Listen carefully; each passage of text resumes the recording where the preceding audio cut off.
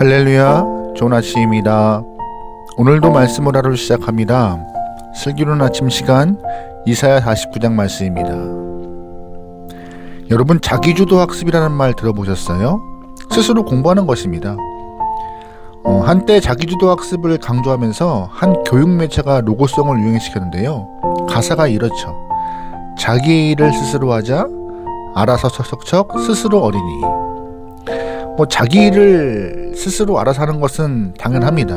그런데 생각한 것만큼 쉽지 않습니다. 하나님도 아이들이 스스로 알아서 척척 일하는 것이 어렵다는 걸 아시고 그 어린아이들에게 가정이라는 울타리 안에서 성장하도록 하셨습니다. 그래서 부모들은 일정 기간 그 아이들을 양육하다가 성장시키고 독립시킵니다. 독립한 자녀들은 다시 가정을 이루면서 아이를 낳고 그 아이를 양육하여서 독립하도록 성장시키는 것이 우리의 일상의 모습인 것입니다. 이것이 일반적인 사람의 삶인 것이죠. 그리고 가정마다 이러한 과정을 통하여서 더 큰 공동체 또는 사회가 형성됩니다. 혼자 하는 것은 당연하지만 성장하면서 스스로 독립할 때까지는 돕는 손길이 필요해요. 오늘 슬기로운 아침 시간을 시청하시는 모든 분들은 돕는 손길이 되어서 많은 사람들에게 손을 뻗을 수 있는 귀한 영혼 되면 좋을 것 같습니다. 아멘. 여러분, 그런데 교회 공동체 역시 돕는 손길이 필요합니다. 성도 혼자 신앙생활 하는 것은 무척 어렵습니다.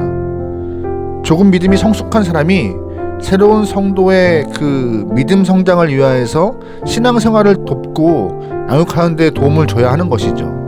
이 과정을 통하여서 초신자들은 하나님을 의지하며 살아가는 것을 배우고 하나님과 손잡고 나아갈 때 어려운 일도 해낼 수 있다는 것을 체득하면서 신앙 공동체 안에서 믿음의 성장을 경험하게 되는 것이고, 또한 돕는 손길들은 신앙생활의 본이 되면서 서로가 성장할 수 있는 귀한 사이클을 만들어내는 것이죠. 오늘 우리가 읽은 이 말씀에는요, 하나님 없이 혼자 일하다가 어려움을 겪는 어리석은 사람들이 등장합니다. 먼저 하나님께서 남유다 백성에게 두신 당신의 뜻을 말씀하고 계세요. 1절 말씀이에요. 섬들아 내게 들으라, 먼 곳 백성들아 귀를 기울이라. 여호와께서 태에서부터 나를 부르셨고 내 어머니의 복중에서부터 내 이름을 기억하셨으며 내 입을 날카로운 칼같이 만드시고 나를 그의 손 그늘에 숨기시며 나를 갈고 닦은 화살로 만드사 그의 화살통에 감추시고 내게 이르시되 너는 나의 종이요 내 영광을 내 속에 나타낼 이스라엘이라 하셨느니라. 아멘. 하나님께서는 이스라엘 백성들을 어머니의 태중에서부터 택하였다라고 말씀하고 계세요. 그리고 하나님이 그들의 입을 날카로운 칼과 같이 만드셨대요. 이 말씀의 의미는 무엇이냐? 그들이 입으로 기도하면 이루어지지 않는 것이 없을 거라는 의미인 것입니다. 입을 열고 믿음으로 기도하면 원수도 이스라엘의 칼날에 베어서 사라질 것이고 우리를 묶고 있는 것도 풀릴 것이며 은혜가 하늘에서부터 임할 정도로 너의 입에 강한 능력이 있다라고 약속하시는 것이었습니다. 다시 말해서 이것은요, 하나님의 능력을 의지하고 기도하면 이루어 주실 거라는 하나님의 약속인 것입니다. 또한 너희들이 기도하기만 하면 내가 너희에게 손을 내밀어 함께 할 거라는 동역의 약속인 것이죠. 그런데 문제는 뭐예요? 이스라엘 사람들이 하나님의 위대한 능력과 동역하지 않은 것입니다. 4절 말씀이에요. 그러나 나는 말하기를 내가 헛되이 수고하였으며 무익하게 공연히 내 힘을 다하였다 하였도다. 참으로 나에 대한 판단이 여호와께 있고 나의 보응이 나의 하나님께 있느니라. 아멘. 이스라엘 사람들이 기도하기보다 스스로 일해보겠다라고 생각한 것이죠. 그 결과 4절 말씀에 공연히 무익하게 자신의 헛힘만 쓴 것이 되었다라고 하나님은 평가하십니다. 하나님은 이미 날카로운 입을 허락하셨어요. 근데 기도하지 않고 스스로 힘으로 일어나 보겠다고 하는 것이 얼마나 무익한 것인지 그들은 깨닫게 됩니다. 현재 남유다는 자신들의 군사력이 약하기 때문에 주변의 강대국들, 그러니까 아수르나 바벨론 때문에 많이 고민되고 어려워하는 상황이었어요. 이럴 때는 더욱더 하나님을 의지해야 하는데 하나님을 의지하지 않습니다. 하나님은 이미 그들의 입에 날카로운 칼을 허락하셨지만 기도의 능력을 사용하지 않고 주변 강대국에게 자신의 운명을 맡기는 어리석은 모습을 보인 것이죠. 그 결과 모든 일이 무익해졌습니다. 손에 잡은 것도 없고 이룬 것도 없는 상태가 된 것이죠. 여러분, 우리는 어떻습니까?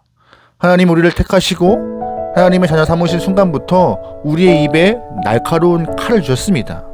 기도하기만 하면, 믿음으로 기도하면 하나님이 우리가 동역할 거라 말씀하신 것이었어요. 그런데 우리는 미련하고 고집스러워서 하나님 없이 스스로 해보겠다라고 자신만만하며 살아가는 존재가 되었던 것입니다. 그런데 우리는 오늘 말씀을 통하여서 답을 얻어야 해요.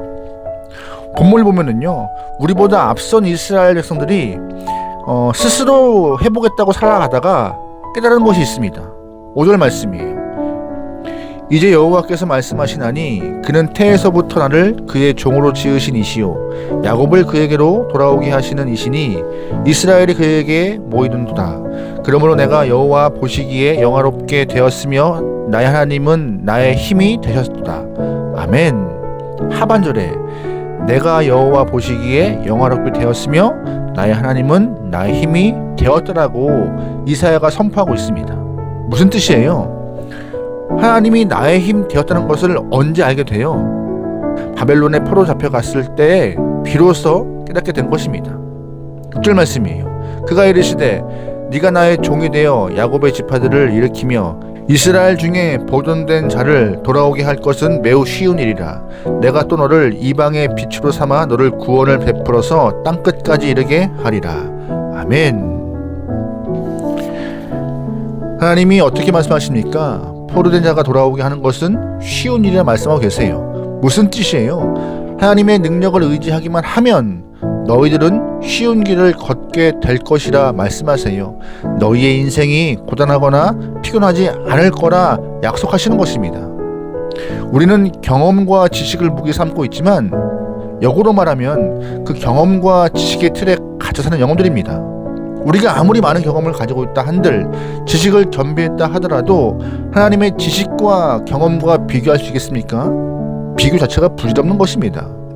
우리가 가진 재물이 많이 있다 한들 온 세상의 주인이신 하나님과 비교할 수 있겠습니까?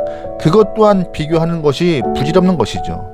그러기에 우리는 하나님의 지혜와 능력을 의지하는 것이 훨씬 지혜로운 것임을 기억하면서 스스로 하는 것이 아니라 주님께 의지하여서 주님과 동행하여서 믿음의 길을 걷길 소망합니다. 아멘. 여러분, 문제 때문에 고민하십니까? 주께 엎드리세요. 문제가 해결됩니다. 엎드릴 때 하나님께서는 모든 문제가 쉽다고 말씀하세요. 하나님께 맡기고 기도하시기 바랍니다. 그러면 하나님께서 우리의 문제를 쉽게 풀어주실 것입니다. 아멘. 8절 말씀이에요. 여호와께서 이같이 이르시되 은혜의 때에 내가 내게 응답하였고 구원의 날에 내가 너를 도왔도다. 내가 장차 너를 보호하여 너를 백성의 언약으로 삼으며 나라를 일으켜 그들에게 그 황무하였던 땅을 기업으로 상속하게 하리라. 아멘. 하나님은 은혜의 때에 응답하신대요. 또한 구원의 날에 너를 도왔다라고 말씀하고 계신 것이에요. 성도된 우리는 하나님 말씀을 기억하며 하나님이 은혜를 베푸실 때 그 구원의 날을 기대하시기 소망합니다. 사실 우리는요, 하나님 때를 알 수 없어요. 그러나 날카로운 입술로 기도하면 하나님은 하나님의 뜻을 분명히 허락하실 것입니다. 오늘 하루 기도하면서 하나님의 능력을 경험할 수 있는 복된 날, 복된 영혼 되기를 주의로 축원합니다. 아멘. 기도하시겠습니다. 사랑의 하나님, 스스로 해보겠다는 어리석은 영혼 없게 허락하여 주시옵소서. 주신 능력을 잘 사용하여서 주님과 동역하여 아름다운 결실들을 맺겨 나오니 우리에게 허락하신 기도를 잘 활용하시도록 우리의 시간들을 주장하여 주시옵소서. 오늘 하루를 맡겨오며 예수님의 이름으로 기도합니다. 아멘.